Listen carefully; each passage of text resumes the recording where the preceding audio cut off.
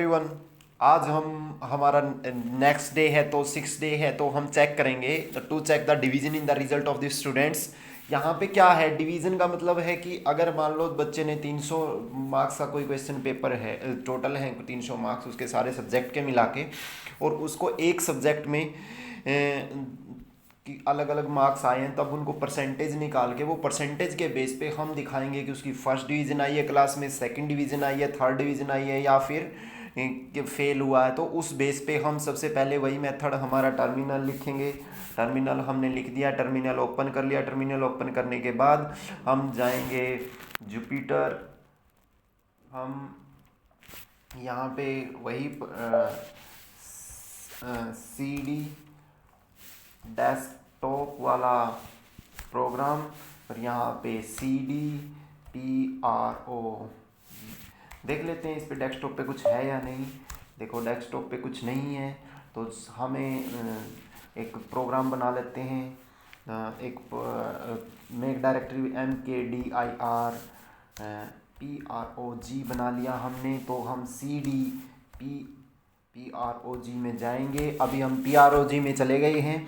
तो इसके बाद हम यहाँ पे जुपिटर नोटबुक वाला वही कमांड लिखेंगे, हमने पहले सेव की हुई है। तो हम ये देखो, ऐसे आप जब JUPYTER नोटबुक लिखोगे तो आप इसको एंटर करोगे तो आपकी जुपिटर नोटबुक आपके ब्राउज़र में जाके खुल जाएगी, और वहाँ पे हम अपना प्रोग्राम लिख सकते हैं। हमें वैल्यू इंटर करवानी पड़ेगी कि मार्क्स कितने हैं बच्चे के 300 में से, फिर हम उसके लिए एक फॉर्मूला लिख देंगे परसेंटेज कितनी है। तो यहाँ पे खुल गया है, तो हम एक न्यू नोटबुक ले लेंगे।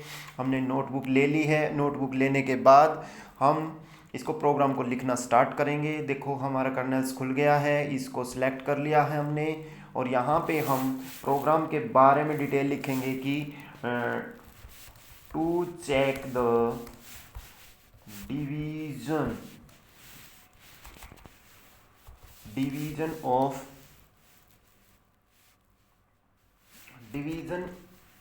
इन दी क्लास। डिवीज़न चेक करनी है, तो यहाँ पे टू चेक करने के बाद हम अब क्या है, हमें मार्क्स चाहिए। ए कहेंगे A is equal to AV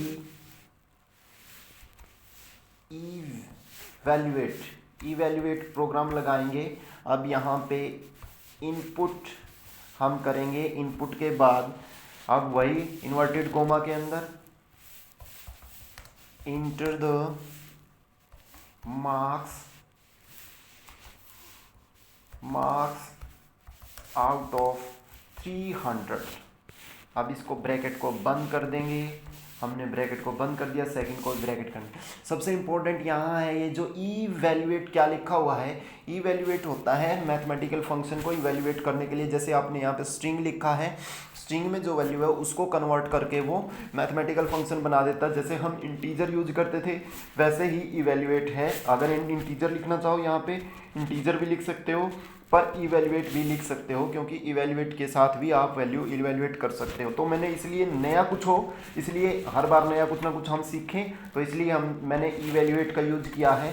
अब हम B निकालते हैं परसेंटेज। अब मान लो बच्चे ने मार्क्स लिए हैं, A मार्क्स लिए हैं, डिवाइडेड बाय मैक्सिमम मार्क्स कितने हैं 300, और उसको अगर हम मल्टीप्लाई कर दें 100 से तो वो परसेंटेज आ जाती है। ये आपको पता ही होगा, तो आपकी कन्फ्यूज़न ना हो इसलिए मैं इसको ब्रैकेट में भी डाल देता हूँ, कोई दिक्कत नहीं है।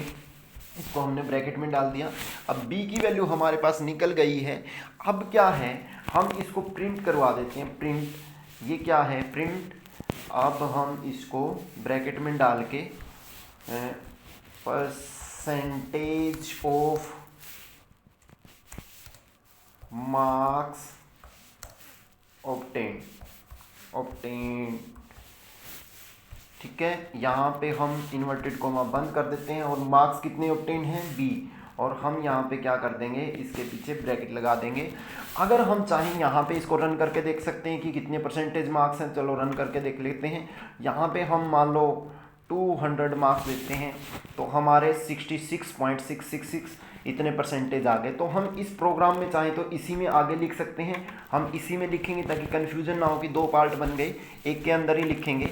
हम अब की बार करेंगे इफ स्टेटमेंट, वो भी एल्स इफ स्टेटमेंट। उसमें क्या है, अगर एक आपकी कंडीशन कंप्लीट होती है तो आप सेकंड पे चले जाते हो, अगर सेकंड भी कंप्लीट हो जाती है फिर थर्ड पे जाते हो, थर्ड पे, ऐसे प्रोसेस जब तक चलता रहता है जब तक आपकी सारी कंडीशन फुलफिल ना हो जाए। मीन्स अगर आपकी पहली कंडीशन में रिजल्ट आपके सेटिस्फाई है तो आगे जाने की जरूरत नहीं है। पहली अगर फेल हो जाती है सेकंड पे जाएगा, सेकंड फेल हो जाती है थर्ड पे जाएगा, वो तब तक चलता रहेगा जब तक आपकी सारी की सारी कंडीशनों को सेटिस्फाई ना कर दे। उस तरह से हम इफ स्टेटमेंट के लिए इफ का यूज करेंगे, इफ लगा के, और ब्रैकेट में ए इज ग्रेटर देन 300। अगर 300 से ये भी प्रॉब्लम है कि अगर कोई बच्चे की ये भी प्रॉब्लम हो सकती है कि अगर कोई ऐसे गलती से लिख दे कि 300 मार्क्स से ज़्यादा आ गए, तब क्या होगा, तब हमें करना है यहाँ पे 300 मार्क्स है तो हम लिखेंगे, देखो जैसे ही मैंने डबल डॉट लगाई उसके बाद एक स्पेस छोड़ा, इसे इंडेंट कहते हैं। तो स्पेस के बाद हमने स्टार्ट करना है, हमेशा फोर्ट्रान में स्पेस ही दिया जाता है। तो यू इंटर रॉन्ग मार्क्स, आपने इंटर रॉन्ग मार्क्स किए हैं तो आपको क्या करने पड़ेंगे, आपका रिजल्ट आ जाएगा कि इंटर एल्स इफ, नहीं तो क्या होगा, एल्स इफ पे जाएगी दोबारा स्टेटमेंट, और उसमें हाँ अब आप बताओगे if B is greater than, यदि बी इज ग्रेटर देन 60, अगर 60 से ज़्यादा है, b इज ग्रेटर देन 60, तो आप क्या करोगे, यहाँ पे डबल डॉट लगाओगे तो इंटर करोगे, फिर आ जाएगा प्रिंट, यहाँ पे print you get first division, ठीक है, यू गेट फर्स्ट डिवीजन आपने मिली है, और आप इस ब्रैकेट को बंद कर दोगे। फिर दोबारा आप जाओगे, दोबारा से एल्स इफ स्टेटमेंट लगाओगे। अगर आपको 60 और 50 के बीच में आए हैं, b is less than 60, b is greater then 50 and less than, b is less than, ध्यान से देखना इस स्टेटमेंट को, लेस देन 60, तो आपको क्या है कि इनके दोनों के बीच की वैल्यू मिलेगी। तो आपको डबल इन्वर्टेड कर्ल लगाना है, तो क्या होगा, प्रिंट, यहाँ पे प्रिंट लगाओगे, यहाँ पे लिखोगे यू गॉट सेकंड डिवीजन मिल गई। अब उसके बाद थर्ड डिवीजन के लिए क्या होता है, एल इफ, उसमें क्या है, b is greater then 33 and less than 50, उसके लिए आप डबल इन्वर्टेड कोमा लगाओगे। उसके बाद आप प्रिंट यहाँ पे, सॉरी ये डबल इन्वर्टेड नहीं है, डबल डॉट कहेंगे इसको, प्रिंट यहाँ पे लगाओगे, यहाँ पे कहोगे